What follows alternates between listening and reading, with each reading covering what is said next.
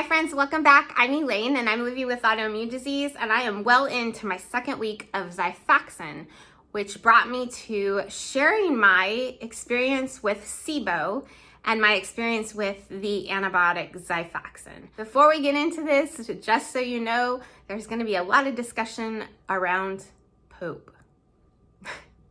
SIBO stands for Small Intestinal Bacterial Overgrowth. It's an acronym, SIBO. So obviously we're talking about the GI system here. I'm going to be completely candid with you and forthcoming about all my issues with SIBO and exactly how the antibiotic affects me. But before I share my experience, I just want you to remember, I'm a patient. I'm not a doctor. I have no experience in the medical field, so this is just my experience that I'm sharing with you, and anything related to your diagnosis and your care, please consult your doctor. All right, so let's dive in. SIBO, I already explained it to you. Acronym SIBO stands for Small Intestinal Bacterial Overgrowth. Just like it sounds, there are bacteria that live in your small intestine, both good and bad, and they aid in digestion and aid in your processing of food. I recently asked on my Instagram how many other scleroderma patients experience SIBO as a side effect of their scleroderma, and I was surprised at the number I received of patients who don't experience SIBO, which made me feel like maybe not everybody knows what SIBO is, or that it is a symptom of scleroderma and can be treated. If you are not a scleroderma patient and you found yourself in this video because you want to hear about my experience with SIBO and my experience with Xifaxan, you're in the right place. I'm not only talking about it from a scleroderma stance, but I also have malabsorption syndrome. And so my GI system is just really messed up. So early on in my journey with scleroderma, I started to experience a lot of gastrointestinal issues. My scleroderma is pretty much in my GI tract and has wreaked havoc from my mouth to my bottom. But I started to really experience a problem with bloating, hiccups,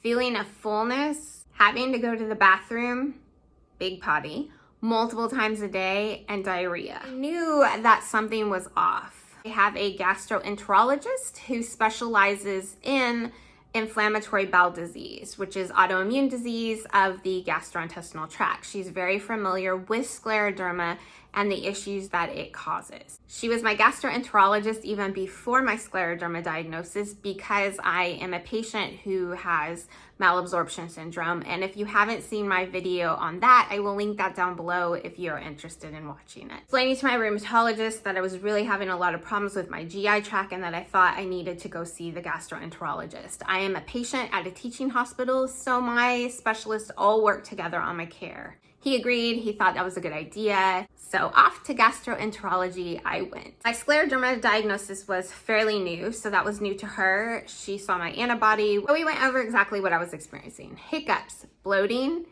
having to go to the bathroom multiple times a day, diarrhea, just feeling complete ickiness. The cat is destroying everything right now, so I need to go check on that. And the doctor explained to me that people with scleroderma that have dysmotility have a problem in the small intestine where stuff kind of just sits there, and as it sits there, the bacteria just has kind of a fun time with it. So the bad bacteria kind of overgrows in your small intestine, which gives you a lot of these symptoms that I was experiencing. Probably wondering, is there some kind of a test you can take for this? Like, how do you know you get this? Not sure if all the tests are done this way, but I went to the gastroenterology lab.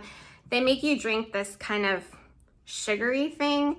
Don't worry, if you have food allergies, you'll just let them know. Like, I couldn't have the one that had lactose in it. You drink the drink, and then every 30 minutes you blow into this like balloon thing, but don't worry, you're in like a different waiting room and you're able to read. But you do this for about 3 hours. You breathe into the balloon every 30 minutes and they collect what you're breathing out. And by what you're breathing out, they can tell if your bacteria has overgrown or not. So there I was, a patient now with SIBO. So the really cool thing is SIBO can be treated. It does reoccur, but it can be treated every 6 months. And the antibiotic that they use for it is actually an okay antibiotic to take every 6 months because it only works in the GI tract. It doesn't work in any other part of your body. The antibiotic you take for SIBO is called Xifaxan. Like I told you guys, I'm near in my second week of this, so these are what the pills look like. And you take the pills 3 times a day. Let's talk about side effects of Xifaxan. You will notice an increase of bloating. Now, you have SIBO, so you're already bloated, and you're thinking, this is really weird. I'm supposed to be taking the medicine that is supposed to help this. You will bloat and be gassy that first week. You will have to go to the bathroom. Wait, I have SIBO. I'm already having to go to the bathroom. Right. You'll notice you'll have to go to the bathroom a little bit more. For me, the main side effect that is really problematic is just being gassy, being bloated. It's not fun. The first week for me is kind of the toughest, and it works itself out after that. I take the Xifaxan 3 times a day. I do eat with it. It says you can eat or not eat with it. I prefer to have some food with it because I prefer to have food with most all pills that I'm taking, except for Celsep. We can't eat with that. I think the most cumbersome thing about taking Xifaxan is trying to fit it into an already hectic medicine schedule during the day. So timing it all out so you can get it into your body 3 times a day. I'm doing that for 2 weeks. So it is a full 2-week regimen of this medication.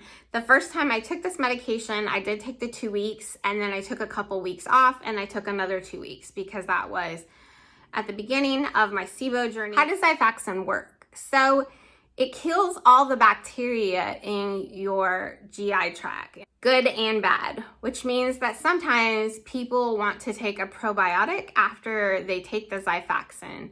It really depends on the patient and whatever your doctor tells you to do. The probiotic just helps to put the good bacteria back in your GI system after you've taken the Xifaxan. Does it work?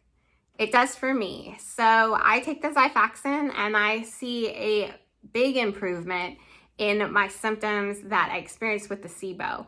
Does it fix scleroderma in my GI tract? No. But getting rid of the symptoms of SIBO can be so helpful. I have been doing this since my scleroderma diagnosis in 2016. That's my SIBO journey. That's my journey with Xifaxan, and I can fully report it works for me. And that's why I wanted to share my SIBO diagnosis with you and my experience with Xifaxan, just in case you're experiencing these issues as well and think it's just a part of your scleroderma diagnosis. Now, since I'm not a doctor and have no medical advice, I'm going to leave you links down below about SIBO and leave you a link down below about Xifaxan from actual credible medical places in case you want to know more about either one of those from a medical standpoint.